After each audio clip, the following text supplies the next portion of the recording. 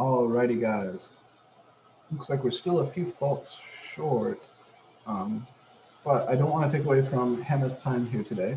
So today Hannah's going to be teaching us about L'Hopital's rule, and we had the chance to review her videos the other day. They look great, so I'm excited to share them all with you.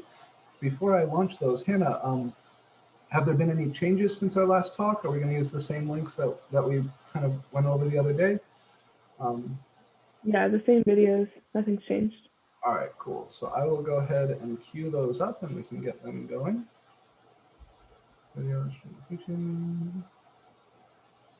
Alrighty. Let me launch all of these.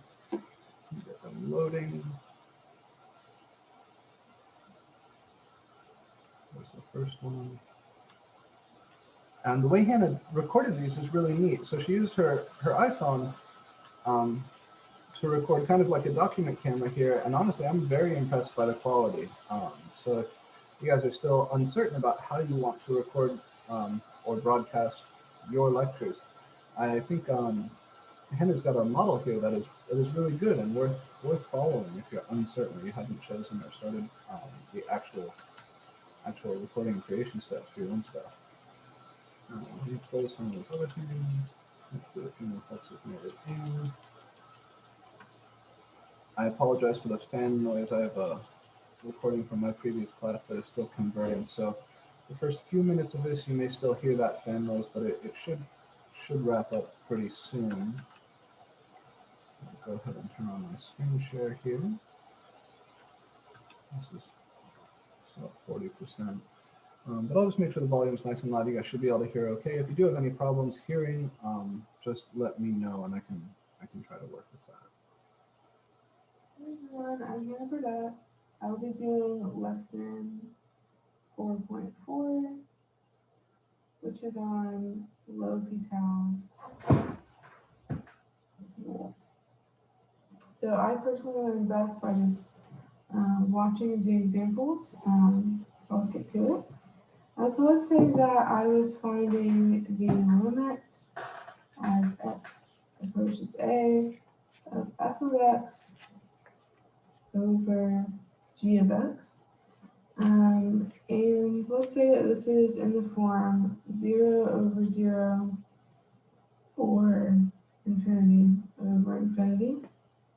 Those are what we call indeterminates, I guess they come in different forms. So the correct terminology is indeterminate form of type 0 over 0 or infinity over infinity. There are more of these, I believe, but for our purposes, the indeterminates are just going to be 0 divided by 0 and infinity over infinity. So what does that even mean?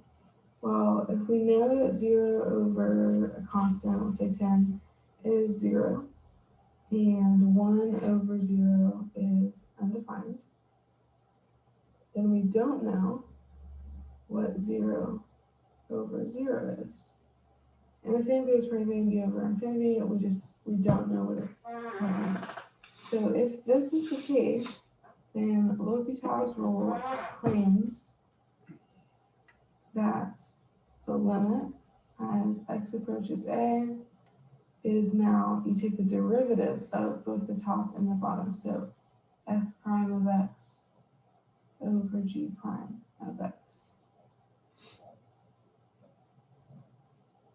So let's do an example. I'll show one that we did in the past. So we used to know that, this is back before L'Hopital's, we could see a problem like the limit as x approaches 1 of x squared minus x divided by x squared minus 1. If we just plugged in 1, we'd know that this equals 0 over 0, which we can't have. So let's go ahead and solve it like we used to. So we would have the limit as x approaches 1 of x times x minus 1, and then x minus 1 times x plus 1. We know that we can just cancel those out and equal the limit as x approaches 1, x divided by x plus 1. And when we plug in the 1, we're going to get 1/2. So this is the answer without L'Hopital's. So if we take this rule, then we can solve this again and do it a little bit quicker just to find the trick. So L'Hopital's, let's do the same problem, but L'Hopital's version. So we're going to have the limit as x approaches 1, x squared minus x divided by x squared minus 1. So L'Hopital says that we just have to take the derivative of the top and the derivative of the bottom. So put this notation over here. So we're going to have equals the limit as x approaches 1. Take the derivative of the top, which is going to be 2x minus 1, divided by derivative of the bottom, which is just 2x. Then we can just go ahead and plug in the 1 right away and get 2 times 1 minus 1 times 2 times 1, which equals 1/2. So you can already see that it takes a little bit less work, especially if we had a different problem. And then the more you get used to it, the just easier it becomes. So now that we have L'Hopital's rule, I'm going to go ahead and do another example. So let's just go ahead and look at it. So example 2. Let's look at the limit as x approaches infinity of the natural log of x divided by x minus 1. So we can just plug in infinity. If we did, we'd get infinity. Infinity, which we just found is an indeterminate form. So to answer this question, we're going to have to solve. We're going to solve using L'Hopital's rule. This notation that we do it that way. So we're going to have the limit of x approaches infinity of ln of x, and here we write the problem, x minus 1. And then remember we take the derivative of the top, we take the derivative of the bottom, and we're going to get the limit as x approaches infinity. What's the derivative of the natural log of x? Well, it's just 1 over x. And then what's the derivative of x minus 1? That's just 1. So we equal the limit as x approaches infinity of 1 over x. And then we can just go ahead and plug in infinity, which equals 1 divided by infinity. And then we know that anything, any constant that is divided by infinity is just immediately going to equal 0. So I'll go ahead and do some more examples of proof and the definition of L'Hopital's rule in the next video. Thanks. Alrighty. So we've seen that some limits that we could take before can be calculated now using L'Hopital's rule instead of algebra. And also there are some limits that we couldn't take before that we can now calculate using L'Hopital's rule. Make sure you're writing along with Hannah in these videos and taking clean notes. And let's go ahead and see how this next one goes.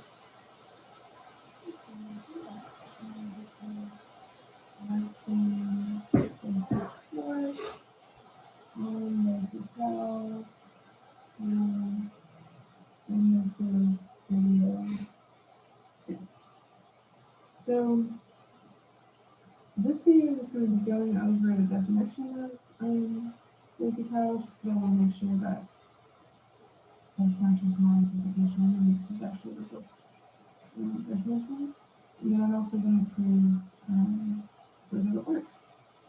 So let's just get to it. I'm going to write down basically exactly what the book says. So L'Hopital's rule.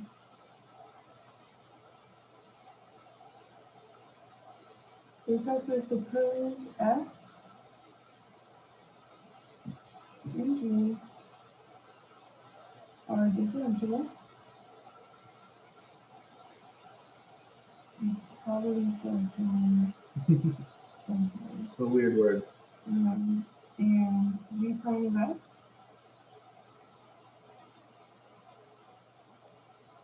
does not equal 0. On an infinite interval,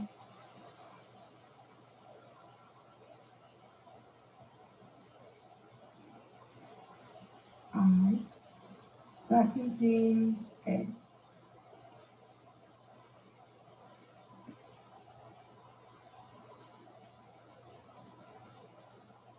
Except sequences, except possibly at a. I'll give a second touch up just in case. So suppose that the limit as x approaches a of f of x equals 0, and the limit as x approaches a of the function g of x equals 0, or that the limit as x approaches a function f of x equals plus or minus infinity, and the limit as x approaches a of g of x equals plus or minus infinity. In other words, we just have the indeterminate form type 0 over 0 for the top two, or infinity over infinity for the bottom two. So this is this whole thing is definition, but this is the tau part. So then the limit as x approaches a of f of x divided by g of x equals the limit as x approaches a of the derivative of the top and the derivative of the bottom. So f prime of x divided by g prime of x. And this is if the limit on the right side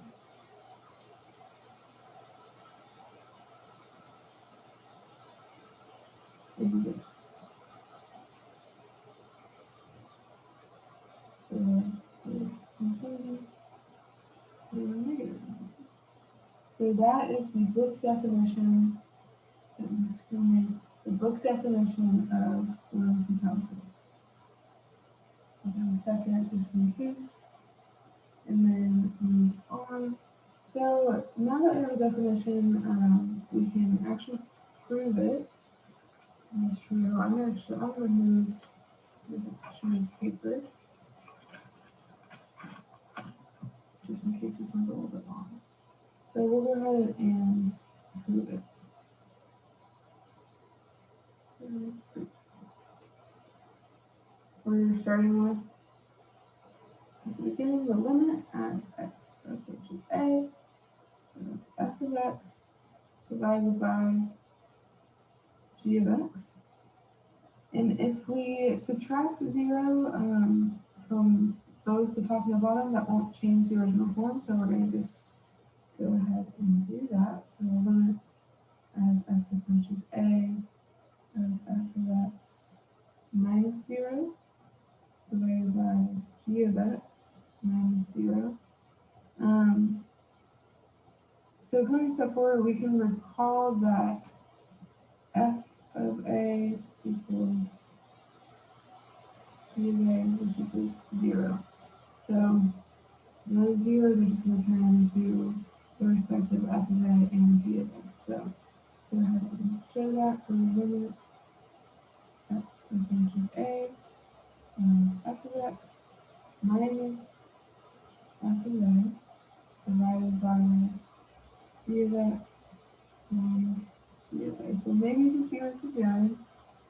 We then are going to divide the top and the bottom with their respective values of x minus A. So this is just going to be limits as x approaches A. It's going to go kind of far down, so this applies to both the top and the bottom. So f of x minus f of A divided by x minus A divided by g of x minus g of A divided by x minus A. So this, I just said, will apply to both the top and the bottom. So we can show that, actually make it different parentheses too.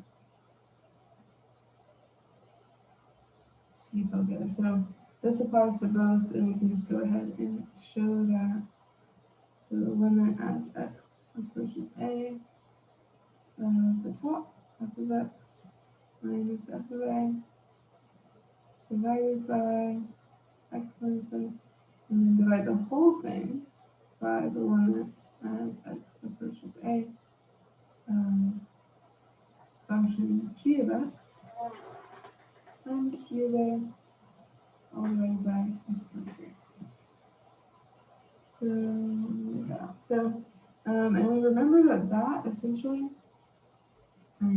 exactly is the limit definition of a derivative. You can see right there, specifically in half form. So this is just going to equal the limit as x approaches A of f prime of x divided by g prime of x. So this is just. I'm going to take a quick second here to explain a little something. So there's between these steps, there's nothing wrong here, but I think it can be a little bit confusing. So the top here is the limit definition of f primed of A. And the bottom here is the limit definition of f primed or g primed of A. So what we could have here, if you imagine this limit not being here, and this being f primed of A, and this being g primed of A, that would be exactly the limit definition of those things. But it's really the same as what Hannah has here, if you assume that f primed and g primed are both continuous. So if this top here is f primed of A, then that's the same as the limit as x goes to A of f primed of x. And if this bottom here is really g primed of A, which it is, then that's the same as the limit as x goes to A of g primed of x. So in between these two steps, you might want to note that this top here is really f primed of A, and this bottom here is really g primed of A. And then we can kind of take a step back and reinsert the limit, saying that f primed of A, the top, is the same as f primed of x with a limit as x goes to A. And g primed of A, which is the bottom, is really the same as g primed of x with a limit as x goes to A. It's a little bit subtle. And the first time I watched this with Hannah, I was like, wait, do we need a second limit or something weird going on here? But there isn't. It's actually kosher. It's just a little bit subtle. The last definition of derivative. So that was kind of a lot. I'll give a second just to show the whole thing in the view. And just while maybe you're copying that down still, I'll give a little fun fact, or I guess it's not that fun. But so all the names are French, so I'm probably gonna get it wrong. But Marquis L'Hôpital was a nobleman in France around when this rule came out. And he really liked mathematics, but he wasn't good at just sitting down and solving things that have never been solved before. So he actually hired a mathematician, Joanne Bernoulli, to research mathematics, and basically anything that he discovered, he would send to L'Hôpital without making an announcement that he discovered it. So So, he kind of screwed himself on that one, but also, he was getting paid by L'Hôpital to do this. So L'Hôpital, believing that they were his discoveries, since he was paying the only, he published a book with all the findings and basically gave himself credit for everything. So this is called L'Hôpital's rule, but it really should be called Bernoulli's rule, I guess. Anyways, I'll move on to the next video and we can look over some more examples that are maybe a little bit more easier, and then we'll just gradually get up to harder examples. So this is nice. And the story there about L'Hôpital and Bernoulli is 100% true. Johann Bernoulli was one of a pair of brothers from the Bernoulli family, and the Bernoullis well-known mathematicians in Europe around this time. L'Hôpital was just a rich guy. And so L'Hôpital was able to take credit for a meaningful amount of Bernoulli's work. And it's a bit of a sad story. Now, thankfully, the Bernoullis are famous for lots of other things. History did eventually recognize the skill of the Bernoulli brothers. And specifically, when you think about aerofoils and what allows airplanes to fly, or pressure in water nozzles, rocket nozzles, all of those things, if you Google Bernoulli's principle, you will find lots and lots and lots of things out there about the Bernoulli brothers. I'll show you really quick just because it is that cool.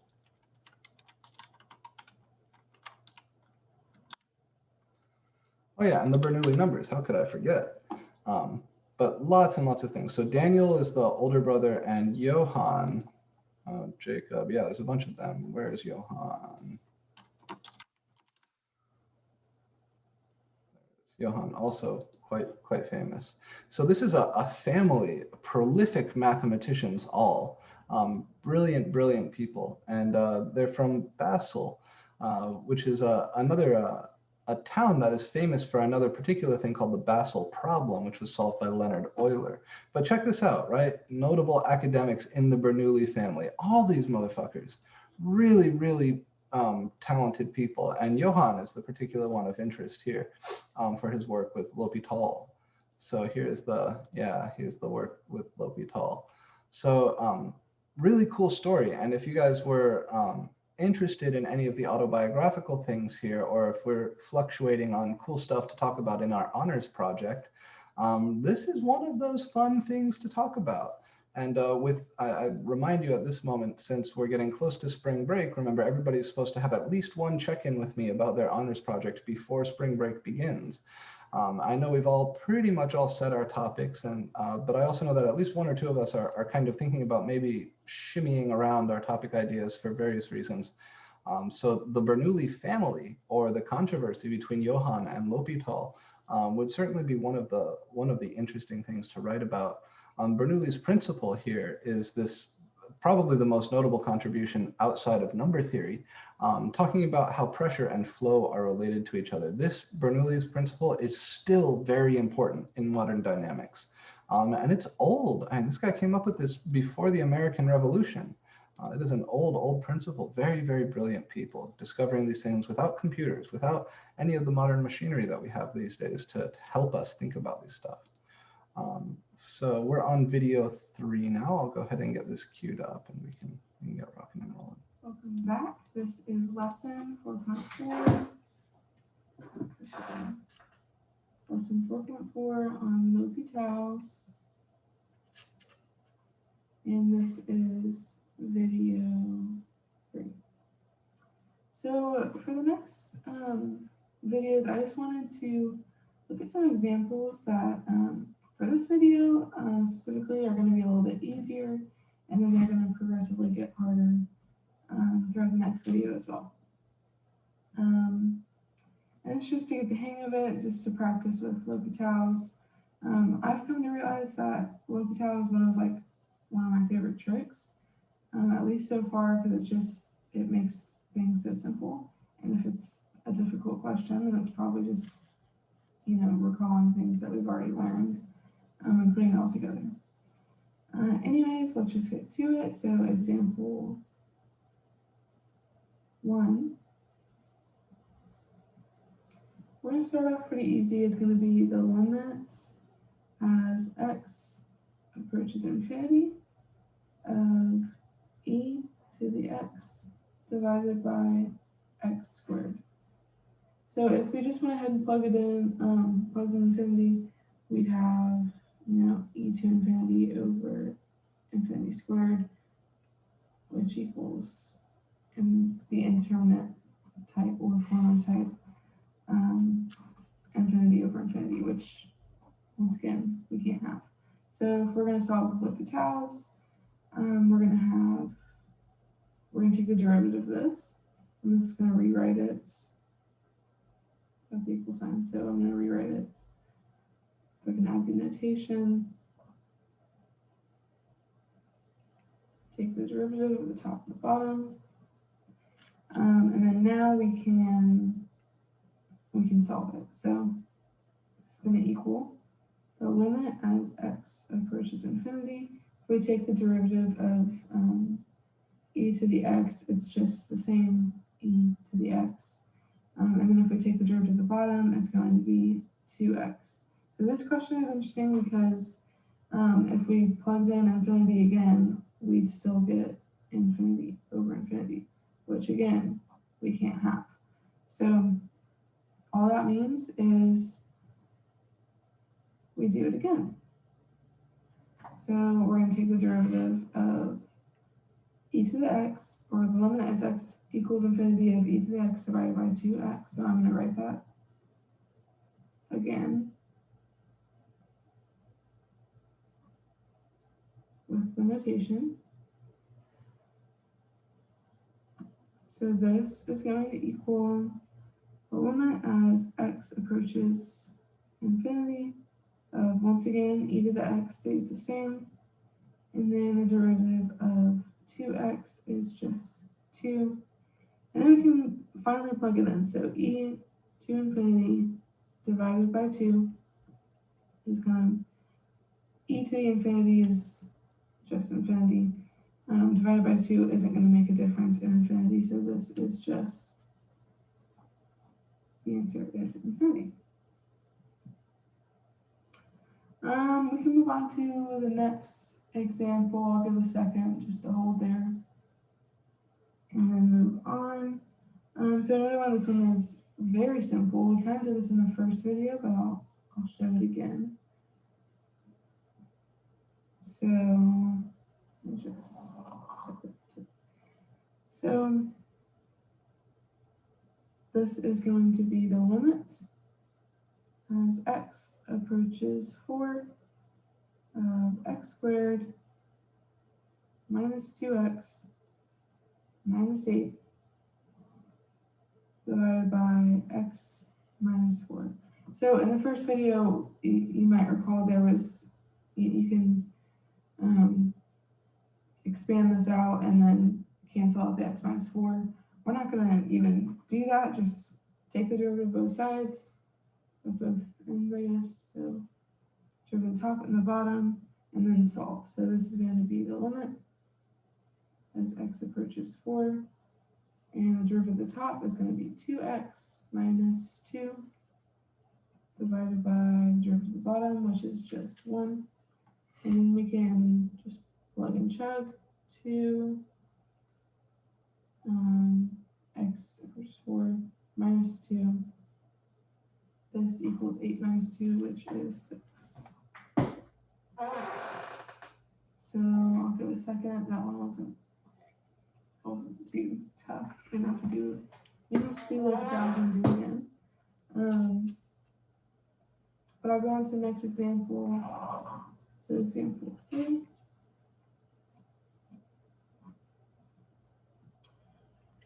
So example 3 is going to be the limit as x approaches a, px minus qx. And the function p of x, this is going to be the limit as x approaches a, and the function p of x equals infinity. And the limit as x approaches a of the function q of x equals infinity. So we know that notation can be written this way. All it is the limit as x approaches a p of x minus or divided by q of x.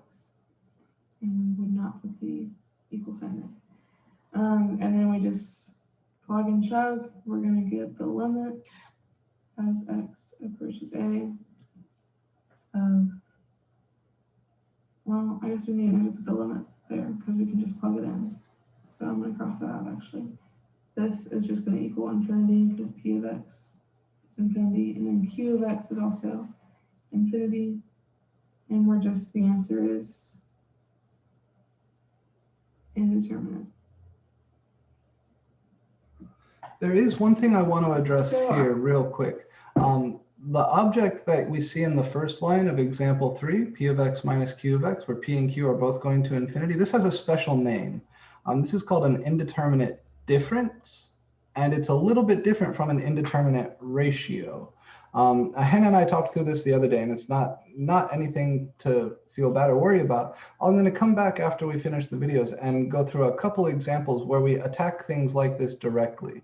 It's true that the way we do these is by turning them into indeterminate ratios. So eventually we will go from something like p of x minus q of x to a fraction, but that fraction won't necessarily be p over q. It's more likely to look like p squared minus q squared over p plus q. And I'll show you why. It's going to be a neat algebra trick. But it's certainly true that if you have something like this, where p of x and q of x are both going to infinity, that is an indeterminate form. And the way we're going to handle it is by turning it into another indeterminate form that looks like p over q with infinity over infinity, but the functions will be slightly different. So with an appropriate relabeling, this could be considered true, but I don't want to misconstrue exactly how we handle these. So I think it'll be useful to look at one or two specific examples down the road. Hannah's correct in saying that we're going to handle something like this by turning it into a ratio, but I don't want you to be confused about the notation. So we will be turning it into a fraction, but the fraction will look a little bit different than the two things that we see in the subtraction, just divided. They'll be slightly different. So you can kind of think of this as maybe p, what should I say, not p prime, but maybe p2 over q2 or something like that, where p2 and q2 are slightly different than the p and q we see in the original. I'm going to do one more example. On the page looks like this one was gone over in class recently. Just something that we have to recall. So those ones are super simple. This one is not necessarily hard, but we just have to remember something we recently learned. So this one, example 4, we're going to prove, well, not prove, we're going to have the limit as x approaches 0 of the inverse sign, or arc sign, divided by x. So we learned a couple of days ago, or just remember that arc sign of x, or the inverse sign,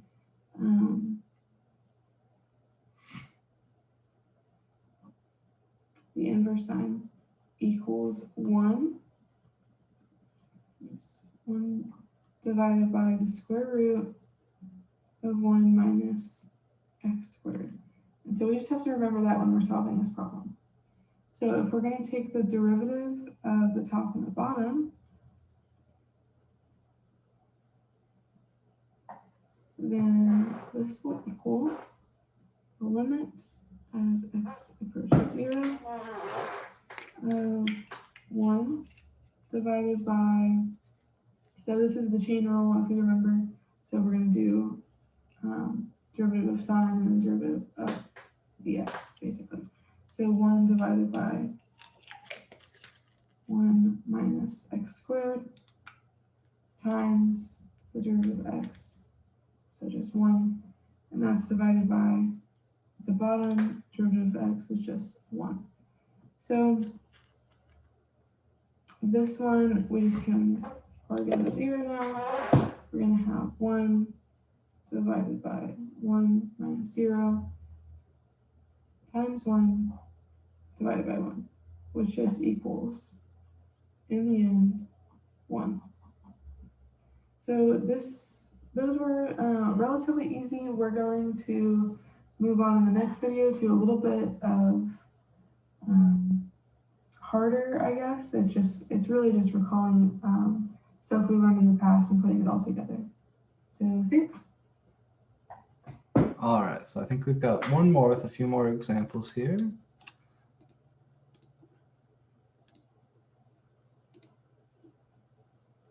Hey, welcome back. This is lesson 4.4, video 4, and the final video. I'll go ahead and write that down.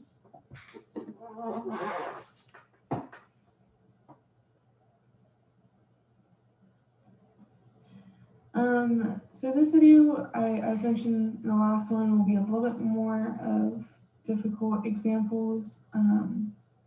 Though, as I mentioned before, once again, that they're not necessarily more difficult in terms of like using L'Hopital. It's more just like recalling what we've already learned in the past. So with that, I'll just get started. Example 5, I believe. So this is going to be the limit as x approaches the right side of pi halves. And the function is cosine of x divided by 1 minus sine x. So we know that if we plugged in cosine of pi halves minus 1, or divided by 1 minus sine pi halves, it's going to be 0 over 0. So I'm not even going to show that. We're just going to go right into L'Hopital's by taking the derivative of both the top and the bottom. It's going to give us the limit as x approaches pi halves from the right, and the derivative, so this is the recalling part. So you can recall that cosine of x, the derivative of cosine of x, equals negative sine of x. So it's going to be negative sine of x divided by the derivative of 1 is just 0, and then the derivative of negative sine x is, instead of just, so we recall derivative of sine x is positive cosine x, but since this is a negative sine x, it's going to be a negative cosine x. In this, if we remember, sine of x over cosine of x is just tangent, so it's going to be x, the limit as x approaches pi halves from the right, and we can cancel out the negatives, and this is tangent of x. So we don't stop there. We're actually going to go ahead and draw the graph for this one. If you remember that this is asymptotes for tangent, so there's not really any dimensions for this. I'm just gonna, if you remember, it looks like this. So if we're drawing it, mine's not gonna be very good, but so we can see this is the positive pi halves that we're going for, and we're not coming from the left side, we're coming from the right side, which our little man is going towards negative infinity. So the answer to this limit is negative infinity.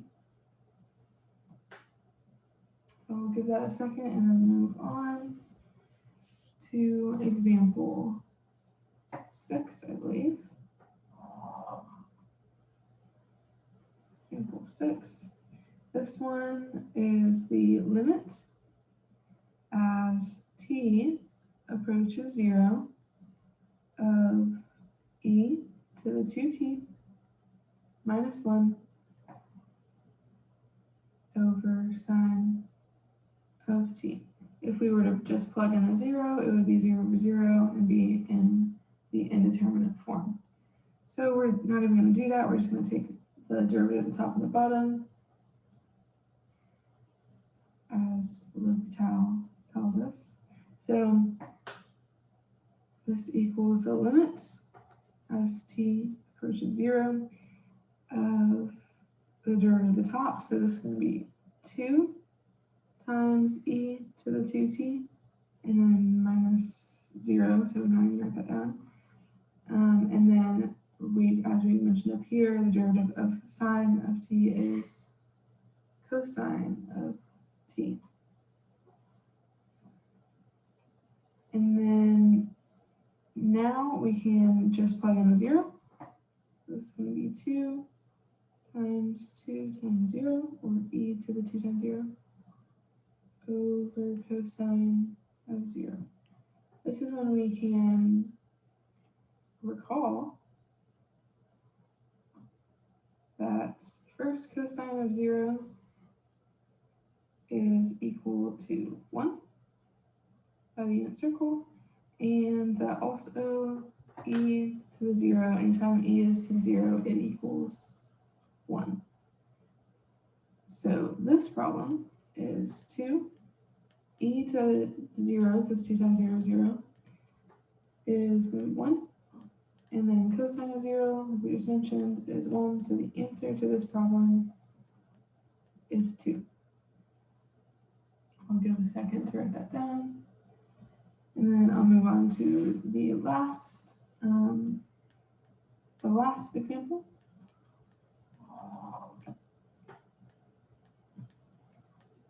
So example 7. This is going to be the limit as x approaches infinity of the natural log of x, natural log, divided by the square root of x. We're going to take the derivative of top and bottom. Oh, and also generally before just going into the derivatives, we should solve to make sure that this is going to be in a determinate form. So we know just from looking at it that ln of infinity over square root of infinity is going to be infinity divided by infinity. So we know that it's in indeterminate form, but we should always make sure. So moving on, this is derivative of the top and derivative of the bottom. So this is going to equal the limit as x approaches infinity of 1 over x divided by 1/2 x to the negative 1/2. And we can also, I'll write that down, equals x to the 1/2,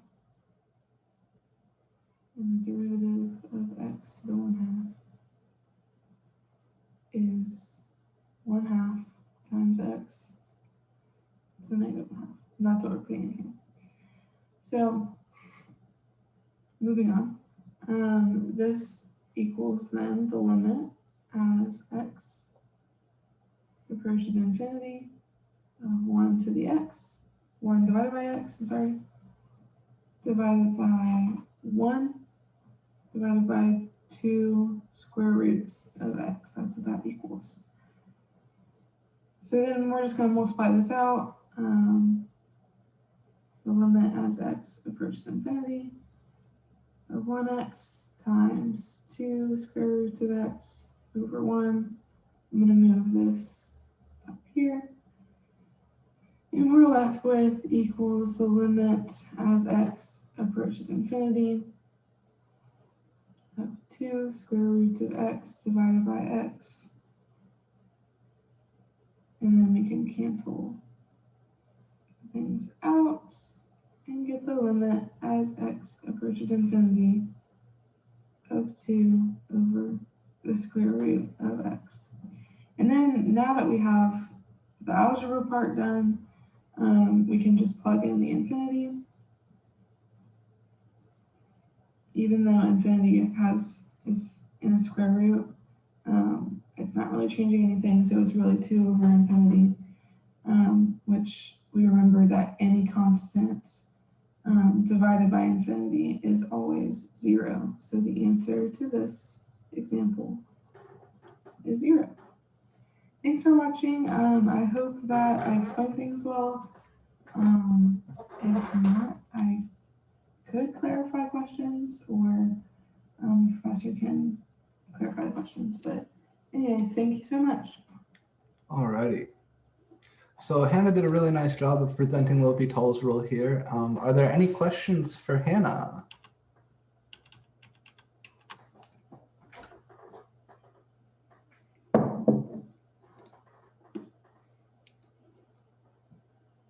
All right. If there aren't any questions, then I just want to personally commend you for the work that you put in recording the videos in the way that you did. I know it's not easy to get a nicely formatted lecture where you're writing in real time.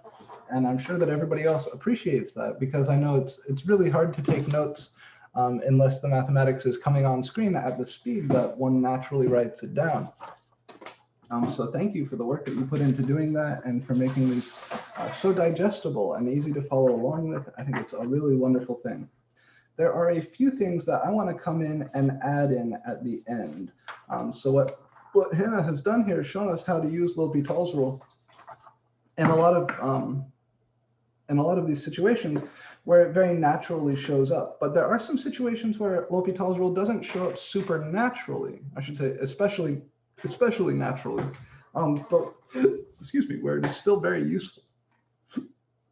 So a quick recap of indeterminate forms.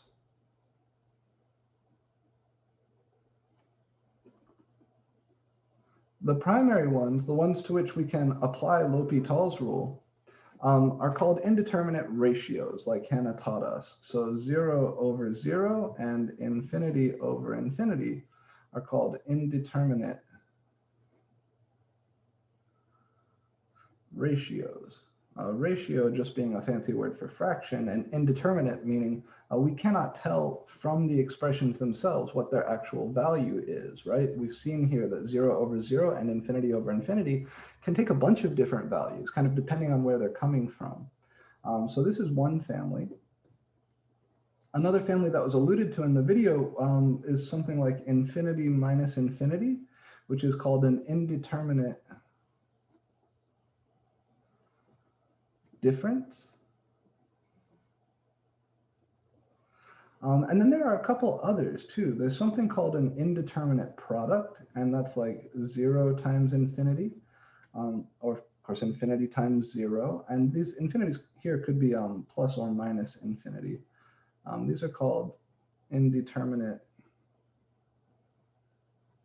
products. And then the last one and the hardest to deal with is something called an indeterminate power. These are like 0 to the 0, 1 to the infinity, or I always forget this last one. It's either like 0 to the infinity or some shit like that. Come on, John. Oh wait, wrong section. L'Hopital's rule.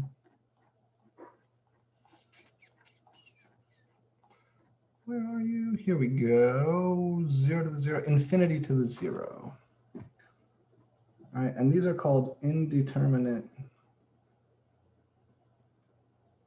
powers.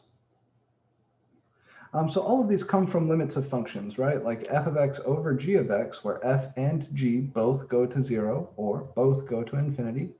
This is something like f of x minus g of x, where f of x and g of x both go to infinity. This can show up in something like f of x times g of x, where one goes to 0 and the other goes to infinity. And all of these can come from expressions like f of x raised to the power of g of x, where f goes to 0 and g goes to 0, f goes to 1 and g goes to infinity, or f goes to infinity and g goes to 0.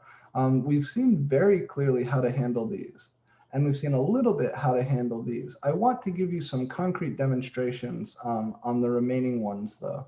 So let me just grab a few extra examples to tie in here at the end. The indeterminate differences and products are not especially challenging, but I think it's worthwhile to look at one example of each. And then I'm also going to show you how to handle an indeterminate power, and that one is a little tough. So here in the textbook, you see where they introduce the concept of an indeterminate difference. And I'm just going to run through one of these guys. Let's do this one. Oh, wait, no, that's boring. Let's do this one. All right, so some examples. We're going to do the limit as x goes to 1 from the right, and I'll switch back over to the dot cam as soon as I have this written down, of 1 over the natural log of x minus 1 over x minus 1. So here's the object in question. And the way we handle something like this, first, if you just kind of try to plug in, you need to verify that what you're looking at is an indeterminate form in order to know what to do, right? So the first step is just try to take the limit, try plugging in. If I send x to 1 from the right, the natural log of x goes to 0. So, and it goes to 0 in a positive way. So I would say this is like 1 over 0 plus minus, and as x goes to 1 from the right, the graph of x minus 1 is also going to 0 plus, right? It's going to 0 and in a positive way. So this is really infinity minus infinity, right? 1 over a very, very small positive number is a very, very large positive number. And again, 1 over a very, very small positive number is a very, very large positive number. So this is an indeterminate difference. And thankfully, these are not generally too bad to figure out. The way we sort out something like this is by having a common denominator or multiplying by the conjugate. Generally, we just want to take whatever we have here and turn it into a single fraction so that we can apply L'Hopital's rule. So in this case, the way we would do that is by having a common denominator. So I would multiply by x minus 1 over x minus 1 on this first guy, and that would give me x minus 1 over x minus 1 times the natural log of x. And then I would multiply by ln x over ln x on the second one, and that would give me ln x over x minus 1 ln x in the second guy. Now that they have the same denominator, I can write this as a limit of a single fraction, and that is what's going to get us towards an indeterminate ratio. So upstairs, I would have x minus 1 minus the natural log of x. And downstairs, I would just have x minus 1 times the natural log of x. And now, if I try to plug in, if I send x to 1 from the right, x minus 1 is going to 0. ln of 1 is 0, so the top is 0. And downstairs, this is going to 0, and this is going to 0, and 0 times 0 is 0. So now I have an indeterminate ratio. And all the other indeterminate forms are handled in this way, where you turn them into indeterminate ratios, and then we go ahead and apply L'Hopital's rule. So now that I have an indeterminate ratio, 0 over 0, I can apply L'Hopital's rule. And the notation I like to use for this is just a little LH over the equal sign that tells me this is equal to what comes next by L'Hopital's rule. I'll take the derivative of the top and the derivative of the bottom in this step. So the derivative of x is 1, the derivative of 1 is 0, and the derivative of ln x is 1 over x. Downstairs, I would need a product rule here. So the derivative of x minus 1 is 1. So this is 1 times ln x plus, I leave the x minus 1 alone and differentiate the ln x to 1 over x, and I get this. And before I try to take my limit again, I think it might be advantageous to clean it up. But I just like to look at this and see what seems most useful. So if I were to send x to 1, this piece would go to 1, and the top would still look like 1 minus 1, which is 0. And downstairs, this piece would go to 0, and this piece would go to 0. So indeed, I don't want to plug in again, not right away. I want to simplify algebraically and see what I can do. So this is lim x to 1 plus, I have 1 minus 1 over x divided by ln x plus, when I distribute the 1 over x here, this is going to become a 1 and then minus 1 over x like that. And looking at this guy, now the top is still going to 0. The bottom is still going to 0. We might see if there are some algebra tricks we could do from here, like if I multiply top and bottom by x, or if I have a common denominator up here and down here, see what that would look like. So this would become x minus 1. And this would become x ln x plus x minus 1. The x ln x would still go to 0, and x minus 1 there would still go to 0, and the x minus 1 here would still go to 0. So from here, we could apply L'Hopital's rule again, or we could try to simplify before applying L'Hopital's rule again. I didn't really plan this out, so let me see if we should, yeah, we should L'Hopital one more again. So this still looks like, all right, 1 minus 1 over 1 divided by ln of 1 plus 1 minus 1 over 1, which is still 0 over 0 plus 0. So one more attack with L'Hopital's rule.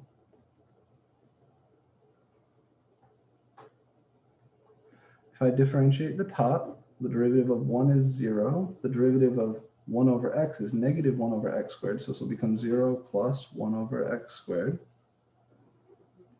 Downstairs here, the derivative of ln x is 1 over x plus the derivative of 1 is 0, and then minus 1 over x is going to become plus 1 over x squared.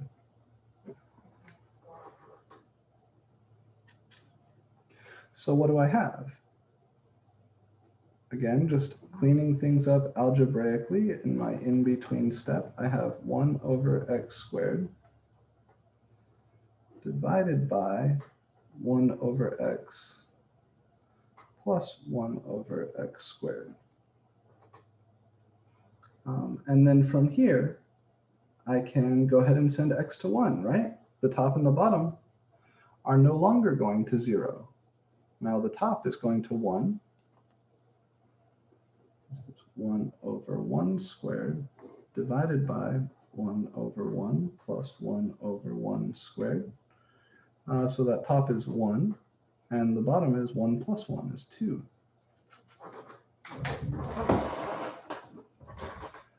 So this is one example of an indeterminate difference. And the trick is to just turn the thing into a fraction, however you must. But you see that like the top and the bottom of that fraction aren't necessarily the pieces that we had in the original, right? They can be reformed in any way that is algebraically kosher. There's another example in the textbook here of an indeterminate difference. This one's less exciting, but they handle it more or less the same way. In this case, they choose to factor an x out, but you could also multiply by a conjugate. And you'll see some of the homework problems that I'll be giving you guys for L'Hopital's rule will ask you to do precisely that, kind of multiply by a conjugate. The other thing I wanted to show you an explicit example of, let's do 2 more examples, and then I'll let you guys go. Are we doing okay on time? 11:59. Yeah, we still have a few minutes. All right. So what if I want to calculate the limit as x goes to infinity of x squared times e to the negative of x squared? I'll make a little note here. Recall that like e to the negative x squared, what we mean by this is e raised to the negative of x squared, like this. That's what this means. If the negative were on the inside and the square on the outside, that wouldn't make sense. Nobody would ever write that down, because then the square of the negative would just be positive. So if I try to plug in here at a glance, I'd say lim x to infinity x squared e to the negative x squared. This looks like, well, x squared is going to go to infinity squared times e to the negative infinity squared. Infinity squared, if you square a huge number, it's another huge number, right? So infinity squared is infinity. And this would be same logic, e to the negative infinity.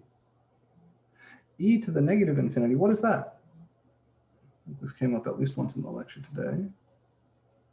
What does this piece look like?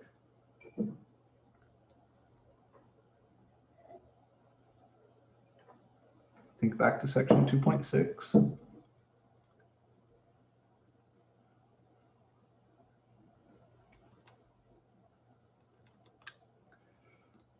if I take e and I raise it to a very, very large negative power,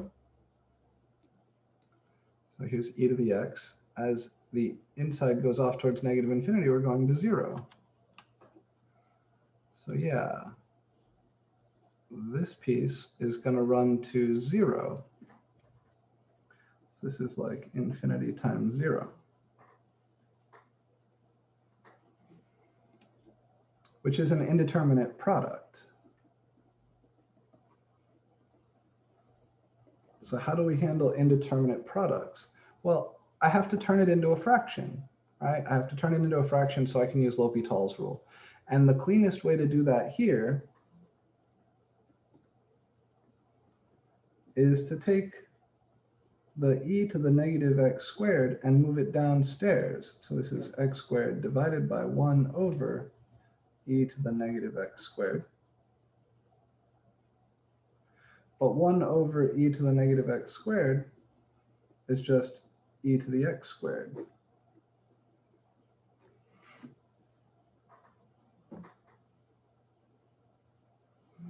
So you can always do this. The kind of parenthetical here is that f of x times g of x can always be rewritten as f of x divided by 1 over g of x. And we could also write that as g of x divided by 1 over f of x.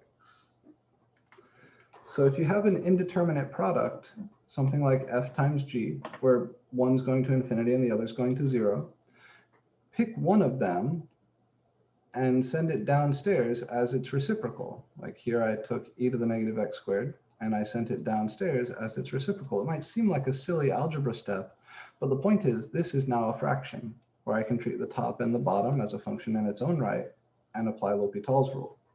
Before we apply L'Hopital's rule, we need to check that we are actually getting an indeterminate ratio.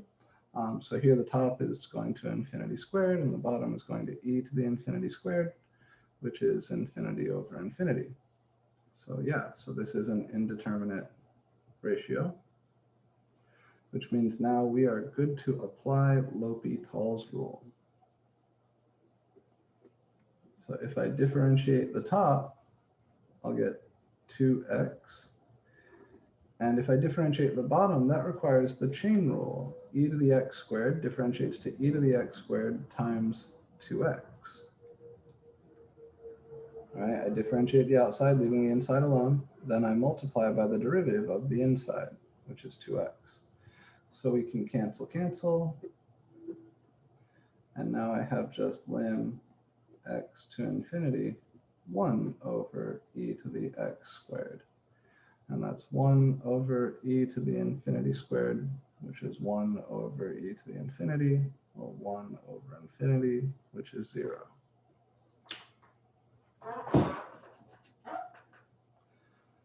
So this is generally how we handle indeterminate products. We turn them into indeterminate ratios by using an algebra trick like this. And then lastly, indeterminate powers. Those tend to be the trickiest. So I'll zoom out here. If you need a screen cap or something like that, you can grab it real quick. But because we have limited time, I do want to do one of these indeterminate powers.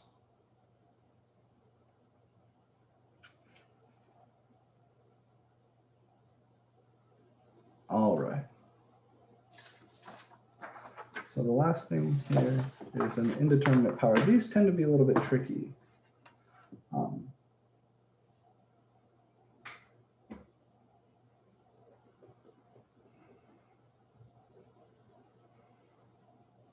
I'm going to do the simplest one I can think of, which is this.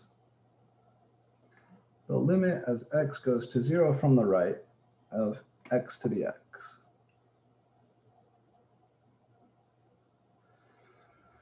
Here's how we do this. First, we observe that, yeah, this is an indeterminate power.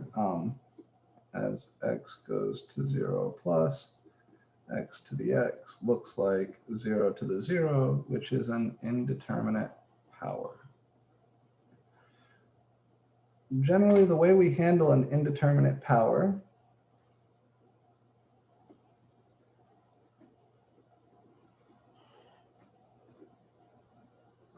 is we turn it into an indeterminate product.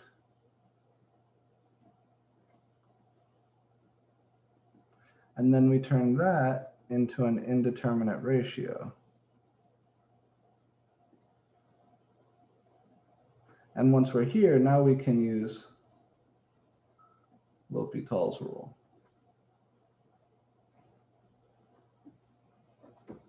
The path that gets us from an indeterminate product to an indeterminate ratio, we know. That's like dividing. But the path that gets us from a power to a product is logs. We take logs. Specifically, we usually use the natural log. So I'm going to let L, capital L, I'll just call it as the name of the limit. Let L be the limit as x goes to 0 plus of x to the x. And I'm going to take logs. What I mean by that is I'm going to take the natural log on the left and the natural log on the right.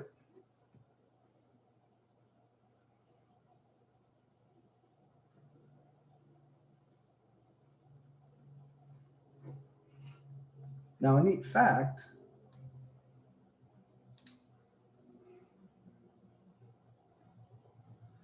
is that if f of x is a continuous function,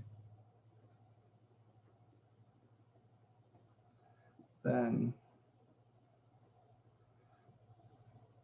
f of the limit as x goes to c of some other function g of x is the same as the limit as x goes to c of f of g of x. Limits can pop in and out of continuous functions. And the natural log happens to be a continuous function. Everywhere in its domain, it is continuous. So my first step here is going to be to pop this limit out using this property. And that will leave me with the limit as x goes to 0 plus of the natural log of x to the x. And we can have our big parens here if we want to round the limits. It's very sneaky, very, very sneaky. Now I can use properties of logarithms to turn that power into a product. So this x, here's a property of logarithms, says that this x can come down front here, right? The natural log of b to the a is the same as a times the natural log of b powers, and come down in front of logarithms. So this is the limit as x goes to 0 plus of x times the natural log of x. And now we're starting to look happier because this thing is an indeterminate product. If you try to plug in here, you'll get 0 plus times the natural log of 0 plus, which is 0 times negative infinity, right? The natural, as its inside goes to 0, the natural log goes to negative infinity. This is something that we certainly should know from the natural log graph, right? As the inside of the natural log goes to 0, the natural log itself goes to negative infinity. And this is an indeterminate product.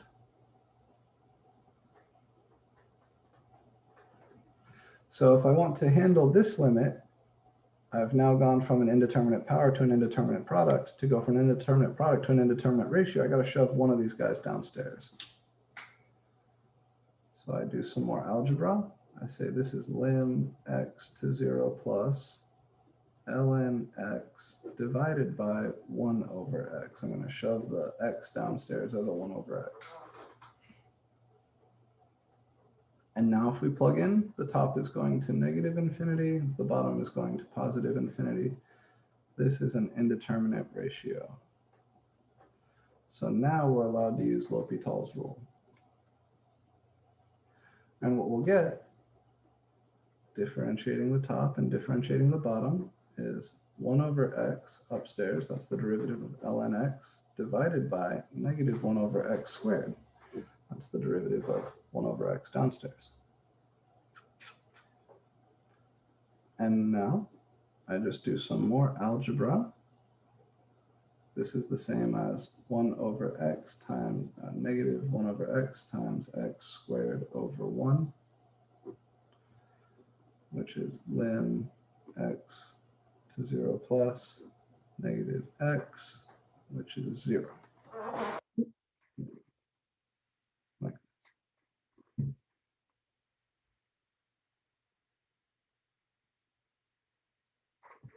So what I get is that the natural log of my limit is equal to 0.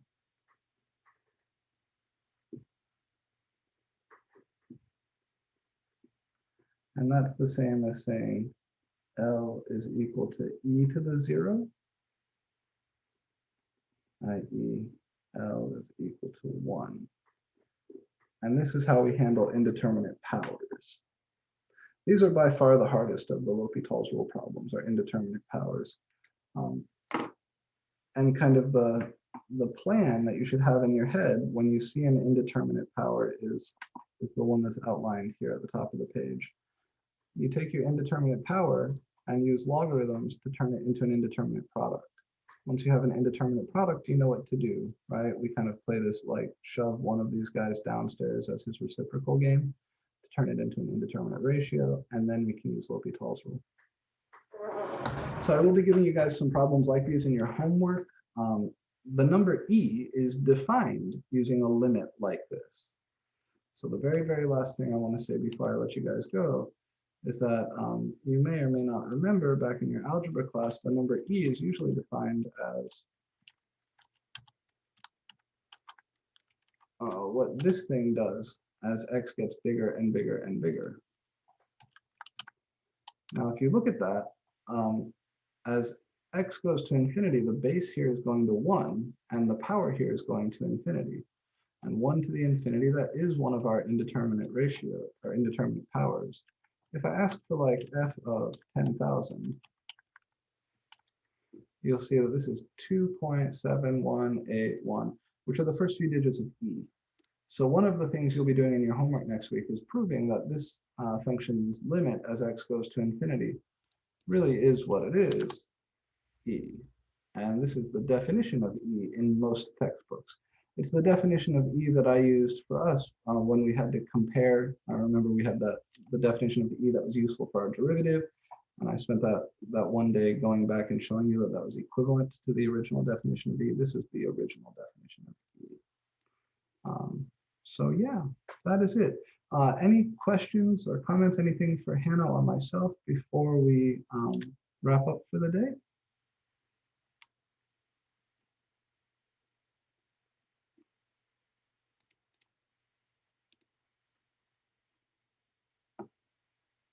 Oh, no, we haven't done the vote. Yeah, thank you. So we do still need to do our little vote on when you guys will have your exam. So let me go ahead and put this together. And then regarding the question on extra credit, no, there's no extra credit.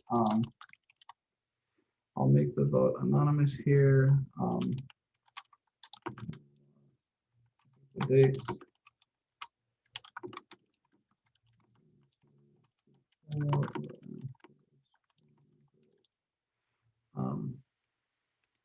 So the dates here are going to be, if we do it before the break, it'll be the 5th. If you do it after break, it'll be the first day we're back after break, which will be the 15th. So your first option here is I want 3, 5, 21.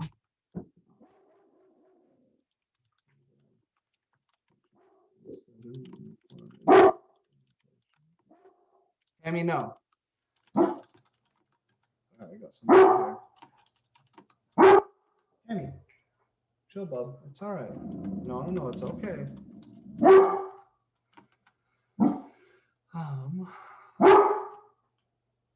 Come here. Come here, bub. Amy, it's okay. It's okay. I know what you're doing. It's all right. She's not going to hurt you, though. She's not. It's okay. It's just a male. Okay. And then the other option here was, I want this after break, including section 4.7. Okay, and I will add one more vote for Chris's purpose to option 2. So here we go, we're gonna launch the poll. Let's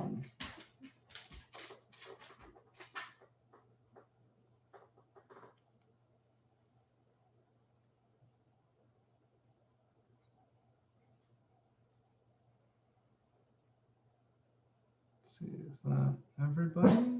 Hammy, no, it's okay. Yeah, so we still need everybody to vote. I've got 2 more I need.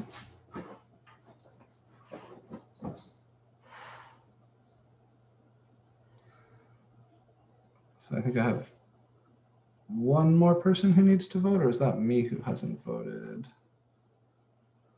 Let's see, 1, 2, 3. Okay, yeah. Shitty, that means it's a tie.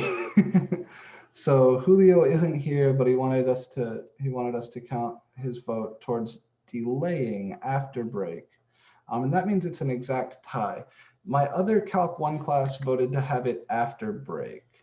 And this puts us in a bit of an awkward situation where you guys are tied and they voted to have it after break, but the vote that ties you guys isn't actually here. I think this means the move is we're going to do it after break. Because Julio's vote is to delay, and that would split us evenly 4-4. Yes, yeah, you can ask me questions over break. I'm not going anywhere. That's all right, yeah. So if you do have questions, you can ask over break. So here's what we're gonna do. We'll have the exam on the 15th after break, and it will include section 4.7. My advice is to just make sure you study a little bit over break. I get that you guys want to have spring break and enjoy the break. Make sure like the 12th, the 13th, and the 14th, though, you kind of come back to math land and solve some problems. My honest advice would be to study a little bit every single day. But since that is not 100% likely, I would say make sure you at least study Friday, Saturday, and Sunday, but preferably study a little bit every day and then study extra hard on the 12th, 13th, and 14th. Yeah, if that happens to overlap with a teaching day, Katie, then we will have to move that day around. Let me see what section that is. So you're doing 4-9. We will have a little bit of time between. Oh, no, not really. Yeah. Yeah, we'll just have to bump that day down the road, Katie. So probably your teaching day will be either Wednesday or Friday of the week we come back from spring break. But we can talk about that between now and then. I think that's everything then. Any questions for me before I let you guys go? That's a good question, Kevin. I'm not sure. Let me take a look.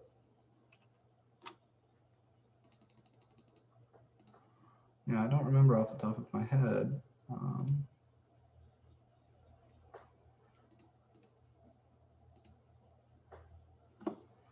So for your guys' class, the average was a 73 and the means, so the mean was a 73 and the mode was an 82. Well, this is pretty good. This is about what I would expect. There were a few outliers here. I can show you guys the histogram. Here's the histogram. There are a few outliers, but nothing too bad. This is about where I would expect to see it for an honors class. So yeah, everything looking pretty good. We will plan right now to have the exam on the 15th. That's the day we're coming back from break, so make sure you study a little bit towards the end of break. I'll go ahead and publish your study guides early. I'll get them out like certainly no later than the 5th. I'll try to get them out either over the weekend or Monday. That way you can work on those and get feedback on those early. But yeah, that is it. Take care, guys.